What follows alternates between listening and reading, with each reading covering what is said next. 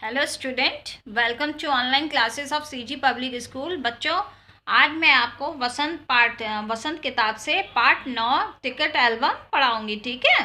Ticket album के बारे में मैं आपको कुछ बता देना चाहती हूँ। जैसे ये तमिल में लिखी गई है, इसे रामास्वामी ने लिखी है। क्या नाम है? सुंदरा रामास्वामी ने इसे लिखा है, इसके लेखक हैं। अब इसका हिंदी अनुवाद भी किसी ने किया होगा, तो वो हिंदी अनुवाद क्या है? सुमिति अय्यर ने। ठीक है। अब इसमें लेखक कुछ बताना चाहते हैं। लेखक ये कहना चाहते हैं कि अगर इंसान किसी ईर्ष्या द्वेष में आ जाता है तो वो अपना सब कुछ बर्बाद कर लेता है, उसके पास कुछ नहीं रहता, और एंड में जब उसको पश्चाताप होता है तो वो अपनी प्यारी से प्यारी चीज़ों को भी खो देता है और उसके लिए वो तरसता है। इसीलिए ईर्ष्या और द्वेष की भावना ना रखें। ईर्ष्या द्वेष जो भी रखता है, पश्चाताप होने पर उसे अपनी हर चीज़ खोनी पड़ती है। ठीक है स्टूडेंट, आगे हम पढ़ेंगे। इसके पेज नंबर के हिसाब से पढ़ेंगे। देखिए इसमें क्या है, पहला पेज है 59 का, 59 पेज नंबर है। उसके भावार्थ कुछ इस प्रकार है और फिर मैं उसको आपको रीड करके बताऊंगी। ओके स्टूडेंट, देखिए चैप्टर 9 टिकट एल्बम। इसमें क्या है देखिए, अब राजप्पा को कोई नहीं पूछता। आजकल सबके सब नागराजन को घेरे रहते हैं। नागराजन घमंडी हो गया। राजप्पा सारे लड़कों से कहता फिरता, पर लड़के भला कहीं उसकी बातों पर ध्यान देते। नागराजन के मामा जी ने सिंगापुर से एक एल्बम भिजवाया था, वो लड़कों को दिखाया करता। सुबह पहली घंटी के बजने तक सभी लड़के उसे घेर कर एल्बम देखा करते। आधी छुट्टी के वक्त भी उसके आसपास लड़कों की झमघट लगा रहता। कई लोग टोलियों में उसके घर तक हो आए। नागराजन शांतिपूर्वक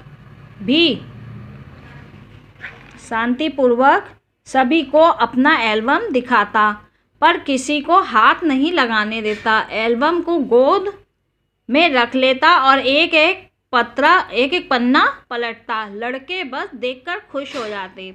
ठीक है स्टूडेंट, इसमें क्या कह रहा है, नागराजन जो था, राजप्पा को अब दो स्टूडेंट थे, मतलब एक ही क्लास में, एक ही कक्षा में, राजप्पा और नागराजन। राजप्पा पहले अपनी टिकट एल्बम बनाया था, है ना, और लेकिन उसके बाद नागराजन ने भी अपनी टिकट एल्बम बनवा ली, लेकिन नागराजन ने बनवाई नहीं, उसके मामा जी ने उसे गिफ्ट की, उपहार में उसे दिया। और नागराजन के मामा जी जो सिंगापुर में रहते थे, उन्होंने एल्बम बना के नागराजन को दी। अब नागराजन स्कूल ले आया करता था वो एल्बम को, तो चारों तरफ बच्चे उसके घूमते रहते थे और उसकी टिकट एल्बम को देखा करते थे। उन्हें उसी में इंटरेस्ट आता था, नागराजन की टिकट एल्बम में। क्यों? उसमें सब नए प्रकार के थे, इसीलिए उसके चारों तरफ इर्द गिर्द घूमते और यहाँ तक कि उसके घर तक भी पहुँच जाते देखने के लिए। पर राजप्पा को कोई भी नहीं पूछता था। इस कारण राजप्पा शायद ईर्ष्या या द्वेष हो जाती होगी। आगे की कहानी हम देखते हैं, उसमें क्या लिखा है। ठीक है बच्चों, पेज नंबर 60 में आ गए हम। देखिए, और तो और कक्षा की लड़कियां भी उस एल्बम को देखने के लिए उत्सुक थीं। पार्वती लड़कियों की अगुआ बनी और एल्बम मांगने आई। लड़कियों में वही तेज तर्रार मानी जाती थी। नागराजन ने कवर चढ़ाकर एल्बम उसे दिया। शाम तक लड़कियां एल्बम देखती रहीं, फिर उसे वापस कर दिया। अब राजप्पा के, मतलब उसमें से मेन लड़की क्या थी? पार्वती थी, जो बहुत तेज इंटेलिजेंट होगी, तो वो लड़कियों की अगुआ बनी, यानी लड़कियों की मेन, जैसे मेन मॉनिटर होते हैं वैसे बनी, और वो एल्बम मांगने लड़कियों के लिए वही जाती थी। नागराजन ने उसे एल्बम दे दिया और वो शाम तक उसे दिखा के लड़कियों को फिर उसे वापस कर दिया। अब राजप्पा के एल्बम को कोई पूछने वाला नहीं था। नागराजन की एल्बम ही सब तरफ चल रही थी, पर राजप्पा की एल्बम को कोई नहीं पूछ रहा था। वाकई उसकी शान में अब घट गई थी राजप्पा के एल्बम की शान अब घट गई थी। लड़कों में काफ़ी तारीफ रही थी पहले। मधुमक्खी की तरह उसने एक एक करके टिकट जमा किए थे। उसे तो बस यही धुन सवार थी। सुबह 8 बजे से वह घर से निकल पड़ता, टिकट जमा करने वाले सारे लड़कों के चक्कर लगाता, 2 ऑस्ट्रेलिया के टिकटों के बदले 1 फिनलैंड का टिकट लेता, 2 पाकिस्तान के बदले 1 रूस का। बस शाम जैसे ही घर लौटता, बस्ता कोने में पटककर अम्मा से चवेना लेकर निकल कर जेब में भर लेता और खड़े खड़े कॉफ़ी पीकर निकल जाता। मील दूर अपने दोस्त के घर से कनाडा का टिकट लेने पगडंडियों में होकर भागता। स्कूल भर में उसका एल्बम सबसे बड़ा था, यानी कि राजप्पा जो था स्कूल में, अब तो जैसे उसकी शान एकदम घट गई थी, उसके एल्बम को कोई नहीं देखता था। अब नागराजन का ही समय चल रहा था, नागराजन ही मैंने पूरे छाया हुआ था। पर लेकिन वो उसने बहुत मेहनत करी थी राजप्पा ने अपने टिकट एल्बम बनाने के लिए। वह जिस भी दोस्त के घर उसे पता चलता टिकट मिलेगा, वो उसी के घर चल देता और महंगी टिकट लेने के लिए 2 पुरानी टिकटें दे देता और उसके बदले वो 1 नई टिकट लेके आता था। इसी प्रकार वो कई जगहों पे इस प्रकार किया, जैसे 2 ऑस्ट्रेलिया के टिकट के बदले 1 फिनलैंड की और 2 पाकिस्तान के बदले 1 रूस की। इसी प्रकार इस घर लौटता, बस्ता रखता, बैग रखता और चवेना यानी चने लेकर जेब में भर लेता और खड़े खड़े कॉफ़ी चाय जो भी पीता वो पीकर निकल पड़ता और मीलों दूर अपने दोस्त के घर अपनी पहुंच जाता। स्कूल भर में उसका एल्बम सबसे बड़ा था। स्कूल में उसका एल्बम सबसे बड़ा था। सरपंच के एक लड़के ने उसके एल्बम को 25 रुपये में ख़रीदना चाहा था, पर राजप्पा नहीं माना। घमंडी कहीं का राजप्पा बड़बड़ाया था। राजप्पा का एल्बम बहुत बड़ा था, इसलिए वहाँ के जो गांव के सरपंच होते हैं वो बड़े होते हैं, उनका लड़का का भी अपना रौब था। उसने उससे 25 रुपये में वो एल्बम ख़रीदना चाहा, पर राजप्पा ने उसे मना कर दिया और उसने फिर उसका तीखा जवाब भी दिया कि तुम्हारे घर में जो एक प्यारी बच्ची है उसे तुम 25 रुपये में मुझे दे दो। सारे लड़के ठहाका मार के हंस पड़े थे।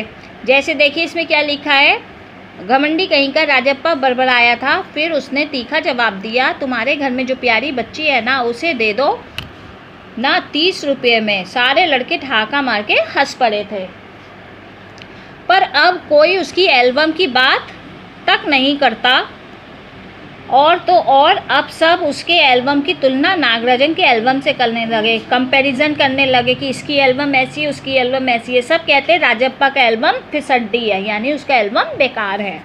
पर राजप्पा ने नागराजन के एल्बम को देखने की इच्छा कभी प्रकट नहीं की। उसे अपना एल्बम अच्छा लगता था, वो कभी दूसरे का एल्बम देखना ही नहीं चाहता था। लेकिन जब दूसरे लड़के उसे देख रहे होते तो वह नीची आंखों से देख लेता।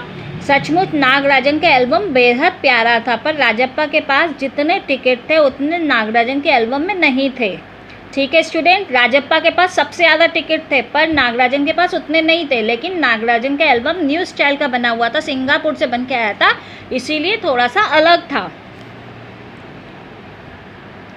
पर खुद उसका एल्बम ही कितना प्यारा था, उसे छू लेना ही कोई बड़ी बात थी। इस तरह का एल्बम यहाँ थोड़ी मिलेगा। एल्बम के पहले पृष्ठ पर मोती जैसे अक्षरों से उसके मामा ने लिख भेजा था AM नागराजन। ठीक है, इस एल्बम को चुराने वाला बेशर्म है, ऊपर लिखे नाम को कभी देखा है? ये एल्बम मेरा है, जब तक घास हरी है और कमल लाल, सूरज जब तक पूर्व से उगे और पश्चिम में छिपे उस अनंत काल तक के लिए ये एल्बम मेरा है, मेरा रहेगा। ठीक है, लड़कों ने इसे अपने एल्बम में उतार लिया, लड़कियों ने झट कॉपी और किताबों पे टीप लिया। तुम लोग ये नकल क्यों करते हो, नकलची कहीं के? राजप्पा ने लड़कों को घुड़की दी। सब चुप रहे, पर कृष्णन ने नहीं रहा गया। जा जा, जलता है ईर्ष्यालु कहीं का। मैं काहे को जलूं, जले तेरा खानदान, मेरा एल्बम उसके एल्बम से कहीं बड़ा है। राजप्पा ने शान बगाड़ी। ठीक है स्टूडेंट, ये जो लाइन थी ये उसके मामा ने ही लिख के भेजी थी, जिसे सब बच्चों ने अपनी कॉपी में लिख लिया, जैसे कि चीटिंग कर लेते हैं इसी प्रकार सभी बच्चों ने अपनी कॉपी में उतार लिया। लेकिन ये राजप्पा को अच्छा नहीं लगा, उसने थोड़ी सी जेलस की भावना में ये सब वर्ड्स कहे यहाँ पर और अपनी शान थोड़ी सी बगाड़ी। ओके स्टूडेंट, आज हम पेज नंबर 61 तक ही पढ़ेंगे, उसके बाद का हम कल पढ़ेंगे। और आप लोग आज इसे रीड करेंगे, पेज नंबर 59, 60 एंड 61। अगर इसमें आपको कोई प्रॉब्लम लगती है, मेरी बात ना समझ में आए या आपको समझने में कोई प्रॉब्लम हुई है, तो वो मुझसे आप पूछ सकते हैं। Okay, thank you.